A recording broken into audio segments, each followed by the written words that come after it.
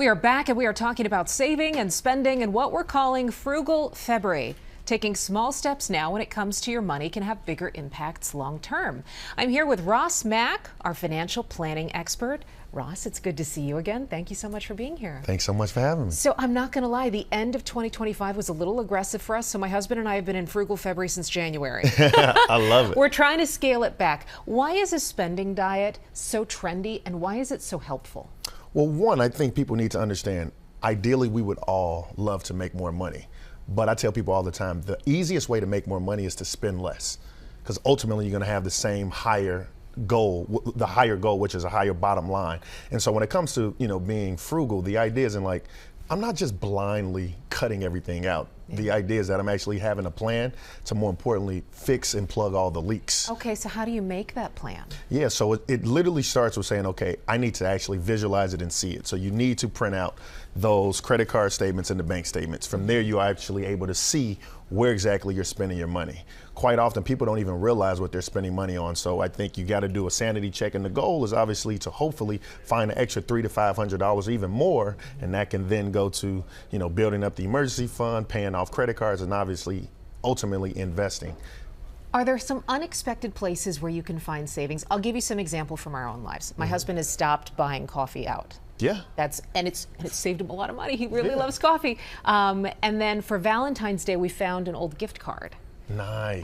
So we're going to go out and have our date night, but it's a free dinner. Free. Yeah.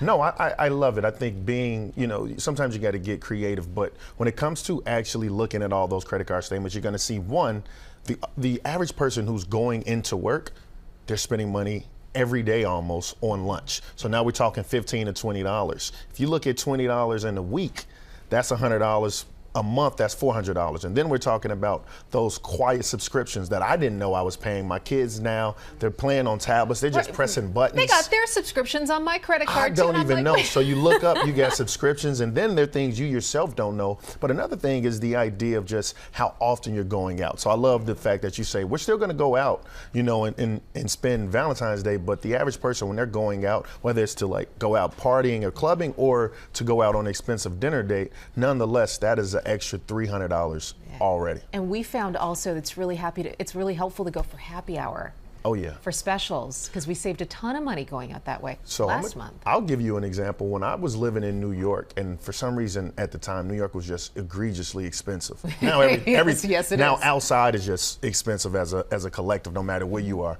But at the time, if I had to go out, I would bring my drink in a flask. So if I did buy one drink, I would have that drink and then I would refill, and now I'm able to party. So the idea is like, you just got to get creative sometimes, but I think the ultimate goal is let me work backwards, right? I'm in debt, I'm living, paycheck to paycheck. I can find $200 to $300 to $400 a month just by simply saying, let me print it out. Let me say, okay, I need to cut this out. Yeah, and the reward is when you go back to your credit card statement and you see the bar graph of what you've been spending and how much it goes down. Absolutely. And was it really that painful? Can you keep it up? Yeah, we're at all-time highs of credit card debt, and so this is now the time to actually get that in control. You have great advice. Ross, thank you for being with us. Thank you.